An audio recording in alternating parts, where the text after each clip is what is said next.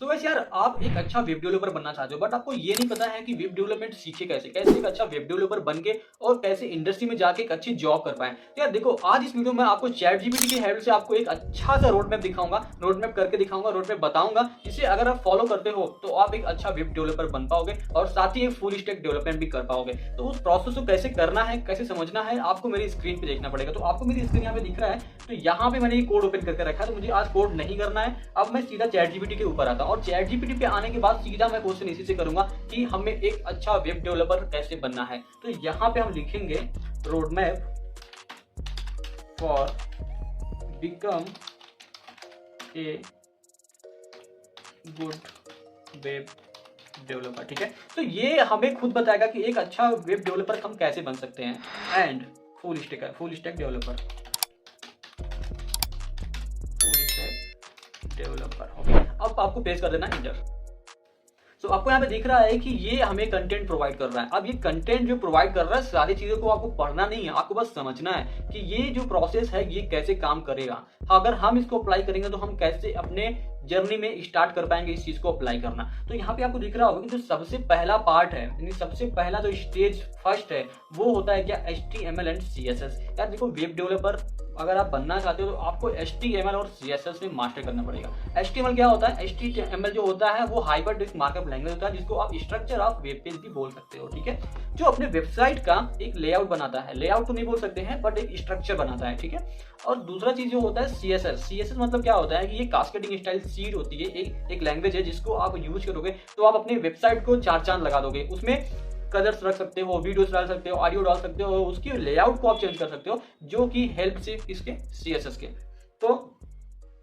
तो अगर जब आप HTML और CSS अच्छे से कर लेते हो तो तीसरा जो चीज आता है वो आता है जावास्क्रिप्ट। तो जावास्क्रिप्ट जब आप अच्छे से पढ़ोगे तो जावास्क्रिप्ट में ऐसी ऐसी चीजें होती है जो वेबसाइट के एक्शन को, रिएक्शन को, चेंजेस को बहुत अच्छे से मैनिपुलेट करती हैं, जो वेबसाइट में बहुत ज्यादा फंक्शनैलिटीज ऐड करती हैं, वो होती है जावास्क्रिप्ट। ठीक है, आप ये नंबर मत देखना कि मैं यहाँ पे वन है तो मैं इसको अलग अलग बता रहा हूँ। इसको अलग अलग इसलिए बता रहा हूँ क्योंकि ये जो चीजें हैं दो अलग चीजें हैं। ये स्ट्रक्चर के लिए यूज होता है HTML और जो CSS होता है वो डिजाइन के लिए होता है। जावास्क्रिप्ट जो यूज होता है वो फंक्शनैलिटीज के लिए यूज होता है। ठीक है, तो तीन चीज आपको सबसे पहले पढ़ना है, HTML, CSS एंड JS। तीन चीज हो गया। अब स्टेज यहाँ पे 2 में देख रहा है कि एडवांस फ्रंट एंड डेवलपमेंट। अब एडवांस फ्रंट एंड डेवलपमेंट क्या होता है भाई, तो यार एडवांस फ्रंट एंड डेवलपमेंट क्या होता है कि आपको सबसे पहले जो आपने जावास्क्रिप्ट बेसिक पढ़ा है CSS के बाद उसको आपको एडवांस में पढ़ना होगा। एडवांस में क्या है कि ES6 वर्जन आता है जावास्क्रिप्ट का जो आपको पढ़ना पड़ेगा। तो जब वो आप पढ़ लेते हो तो यहाँ पे लिखा भी है ES6 फीचर, जैसे कि एरो होते हैं, फंक्शन होते हैं, क्लासेस होते हैं, प्रोमिसेस होते हैं जो बहुत इंपॉर्टेंट भी होते हैं। ठीक है,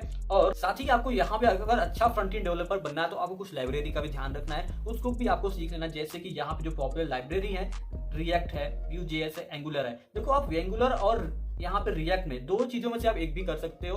एक भी चीज अगर आपने सीख लिया तो आप एक अच्छी वेबसाइट का लेआउट डिजाइन बना सकते हो। ठीक है, अब CSS के फ्रेमवर्क जैसे कि यहाँ पे बूटस्ट्रैप आप यूज कर लो, टेलविंड CSS यूज कर लो, तो पढ़ना है आपको अच्छे तरीके से यूज कर लेना है। तो ये हमारा जो पार्ट हो गया पूरा फ्रंट एंड डेवलपमेंट का हो गया। हमने फ्रंट एंड डेवलपमेंट में क्या देखा, HTML, CSS एंड जावास्क्रिप्ट और उसके एडवांस वर्जन्स और उसकी लाइब्रेरीज। तो ये हमारा फ्रंट एंड का पार्ट हुआ। आपने एक वेबसाइट का पूरा स्ट्रक्चर और उसका लेआउट, उसका डिजाइन फ्रंट एंड की मदद से क्रिएट कर लिया। ठीक है, तो ये हमारा जो था पहला स्टेप था। बस दो ही चीजें होती है वेब डेवलपमेंट में, एक फ्रंट एंड एक बैक एंड। अगर ये दो चीज आपको आ गया तो आप एक वेब डेवलपर हो गए या फिर आप फुल स्टैक डेवलपर हो गए। ठीक है, अब देखो बात करते हैं यहाँ पे स्टेज 3 की।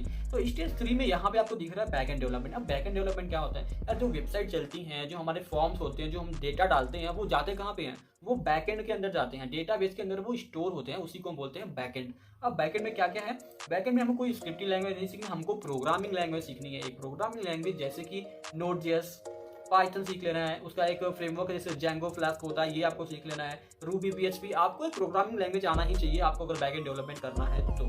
ठीक है, और उसके साथ ही आपको पूरे डेटा के स्ट्रक्चर को समझना पड़ेगा, कैसे डेटा स्ट्रक्चर काम करता है, एल्गोरिथम कैसे काम करता है वो भी आपको समझना पड़ेगा। बहुत हार्ड नहीं होता, बहुत ही अच्छे लेवल में इसमें होते हैं वेब डेवलपमेंट में, तो आप इजीली उसको पढ़ सकते हो। ठीक है, अब जो सबसे इंपॉर्टेंट चीज होता है डेवलपमेंट में, यानी कि वेब डेवलपमेंट या फिर फुल स्टैक वेब डेवलपमेंट में, तो आपको एक डेटाबेस आना चाहिए। जैसे कि यहाँ पे आपको डेटाबेस दिख रहा है SQL, MySQL, PostgreSQL। ये जो होते हैं ना डेटाबेस हैंडल करते हैं। डेटाबेस में डेटा को ले जाने और ले आने का काम जो होता है वो डेटाबेस का ही होता है। तो एक यहाँ पे बहुत ही पॉपुलर यहाँ पे लैंग्वेज जिसका नाम है एसक्यूएल, स्ट्रक्चर क्वेरी लैंग्वेज, जिसको आपको पढ़ना है बहुत अच्छे तरीके से।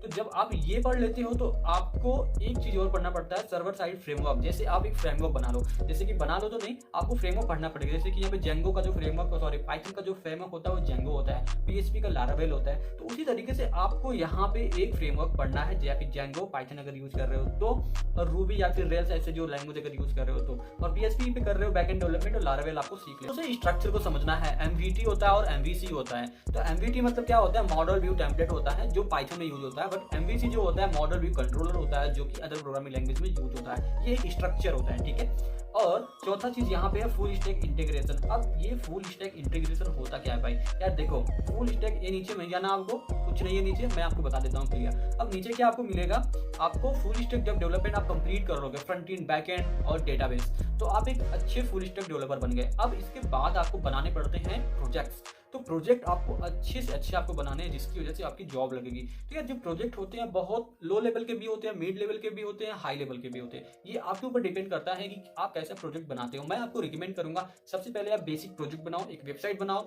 उसमें कुछ डेटा डालो, उसको डेटाबेस में लेके जाओ, और वो हमारा क्या है, सैंपल हमारा एक प्रोजेक्ट बन गया। और मिड लेवल में उस डेटा को उठा के बैकएंड से फ्रंट एंड पे लेके आओ, फ्रंट एंड से बैकएंड में लेके जाओ, कुछ फंक्शनलिटी थोड़ी बहुत ऐड करो, वो हमारा हो गया मिड लेवल का। अब तीसरा चीज आपको बनाना है एक बड़ा सा अच्छा सा वेबसाइट विद गुड डिजाइन और रिस्पॉन्सिव बनाना है with the help of ChatGPT.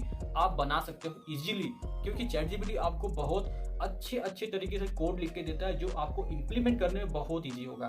तो आप एक बड़ी वेबसाइट एक डेटाबेस के साथ आप बना लेते हो तो आपके पास ऐसे 3 प्रोजेक्ट हो जाएंगे, बेसिक, मिड, एडवांस लेवल के, जो आपको किसी भी जॉब को क्रैक करने में बहुत हेल्प करेंगे। ठीक है, तो ये आज का रोड मैप रहा पूरा वेब डेवलपमेंट बनने का, मतलब एक अच्छा वेब डेवलपर बनने का, फुल स्टैक वेब डेवलपर बनने का। सो आई थिंक आपको डाउट क्लियर हो गया होगा कि यार एक वेब डेवलपर बनते कैसे हैं, फुल स्टैक डेवलपर बनते कैसे हैं। तो आज की वीडियो में बस इतना ही। अगर वीडियो अच्छी लगे चैनल को लाइक और सब्सक्राइब जरूर कर लेना। तो मिलते हैं अगले वीडियो में, तब तक के लिए।